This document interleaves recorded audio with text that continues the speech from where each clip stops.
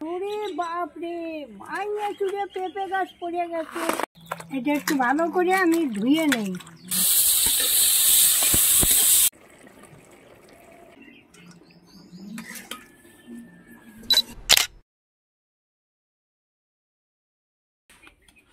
কালকে ঝড়ে এই কলা গাছটা পড়ে গেছে। ওই যে সেদিন কলা কাটলাম না, তো গাছটা ছিল পড়ে গেছে। তা আজকে এই যে চুলে রান্না করব। দেখুন, আপনারা দেখতে থাকুন আমি কিভাবে রান্না করি।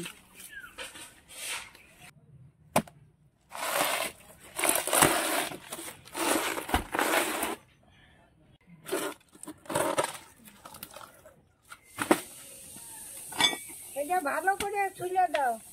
দেখো, হ্যাঁ এই তো বাংলাদেশের লোক নাকি ভারতের লোক, দেখো কি সুন্দর চুলছে। এই গাছটা আজকে আমার এই থোর রান্না করা কথা ছিল না, অন্য রান্না করেছে। আমি দেখি ধরে পড়ে গেছে গাছটা, কি করব? তাই আজকে এই থোরটা আমি রান্না করব। এই থোর খাওয়া ভালো, তো যাদের প্রেশার হাই এই থোরের রস খাওয়া খুবই ভালো। আর যাদের ডাউন তারা খেতে পারে না, প্রেশার যাদের ডাউন। এই যে আমার নেই সুগার, প্রেশার ডাউন, আমি ভালো খাই না এটা। কালকে রাত্রিবেলা এত পরিমাণে ঝড় হয়েছে, মানে প্রচুর হাওয়া দিয়েছে এখানে। এই কলা গাছটা পড়ে গেছে।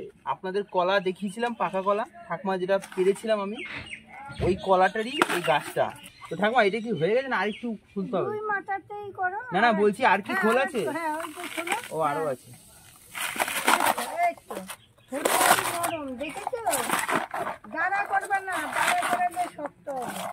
দাঁড় করালে শক্তি, আর নাকি পিচো হয়ে যায়? না না, শক্ত।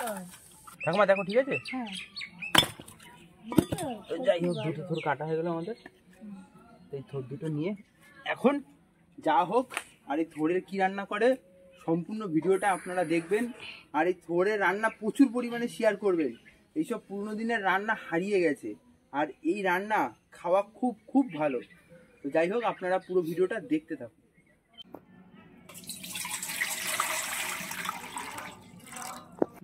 এবার একটু হলুদ দিয়ে দিছি, কালো হবে না।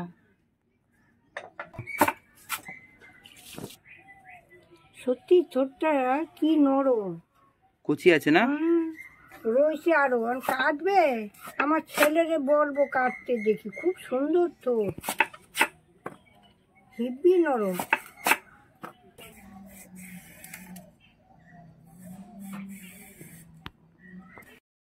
আমারে অনেক দিদি ভাইরা ফোন করে আর বলে আমরা থোর পাই না, পাতা কোনো থানকুনি পাতা উঠতে বাটা খাইতে পারি না। তা আমার এখনো অনেক থোর আছে, আপনারা খাবেন তাহলে চলে আসুন আমার কাছে, আমি রান্না করেই খাওয়াবো।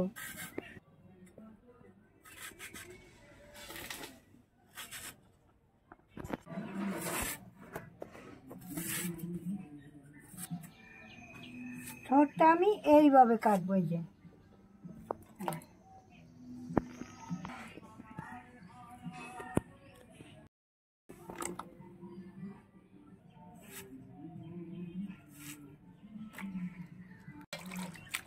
এটা একটু ভালো করে আমি ধুয়ে নেই। থোর তো বেশি ধুইতে নাই।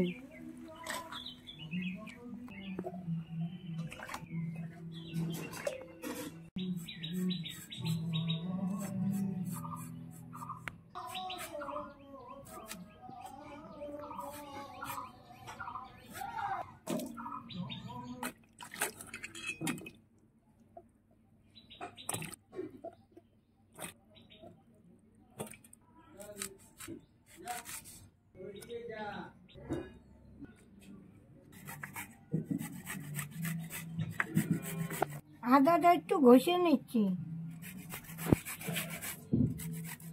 এগুলো একটু গরুরে দিয়ে আসি, গরু খাবে।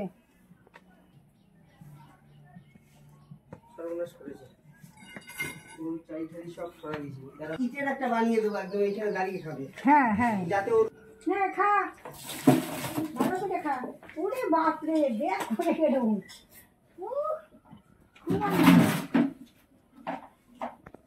আমি যে থোরটা কাটলাম না, ওই থোর দিয়ে আমি একটু চিংড়ি মাছ এনেছি, ওই দিয়ে আমি করব। এই দেখেন, আমি চিংড়ি মাছ এনেছি, সকালে এনেছি, এনে কুটে ধুয়ে রেখেছি। এখন আমি নুন হলুদ মেখে নেব। অল্প একটু হলুদ দিয়ে দিচ্ছি, অল্প একটু নুন দিয়ে দিচ্ছি। এবার আমি এটা একটু ভালো করে মেখে নিলাম। এখন রান্না শুরু করব।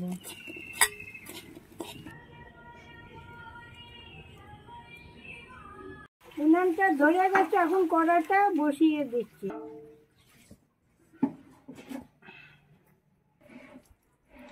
একটু তেল দিয়ে দিচ্ছি। এবার মাছগুলো আমি ভেজে নিচ্ছি।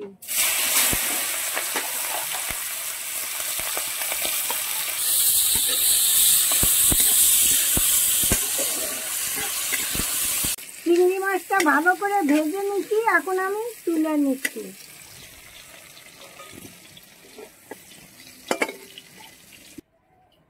এবার আমি আলুটা ভেজে নিচ্ছি এই তেলের ভিতর।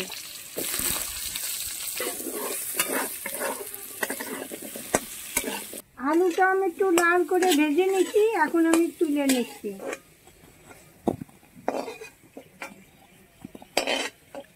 তেজপাতাটা ফোড়ন দিচ্ছি, দুটো জিরে ফোড়ন দিচ্ছি, একটু আদা ফোড়ন দিচ্ছি। এবার আমি ছোটটা দিয়ে দিচ্ছি।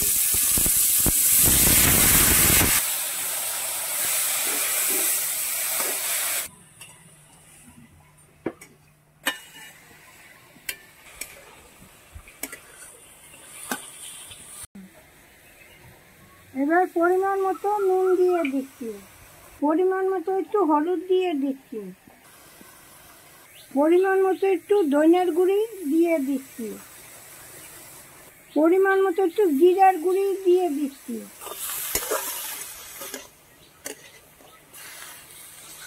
লঙ্কা চিরাটা দিয়ে দিচ্ছি। এবার পরিমাণ মতো চিনি দিয়ে দিচ্ছি। আলু আর চিংড়ি মাছটা আমি দিয়ে দিচ্ছি।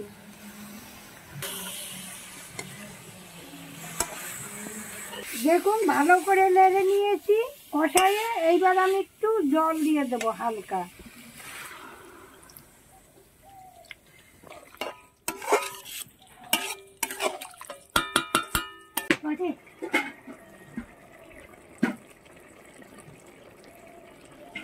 দেখেন কি সুন্দর কাদা কাদা হয়েছে। এখন আমি গরম মশলা আর একটু ঘি দেবো, নামিয়ে নেব। একটু গরম মশলা দিয়ে দিচ্ছি, একটু ঘি দিয়ে দিচ্ছি।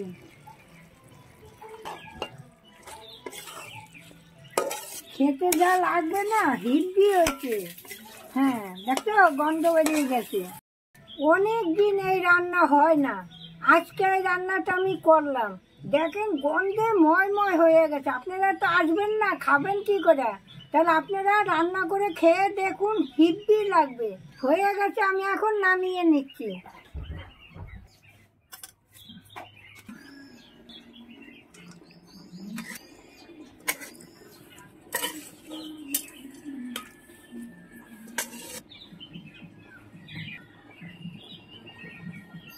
আজকে রান্নাটা আমি এখানেই শেষ করলাম। আবার কাল দেখা হবে। টাটা।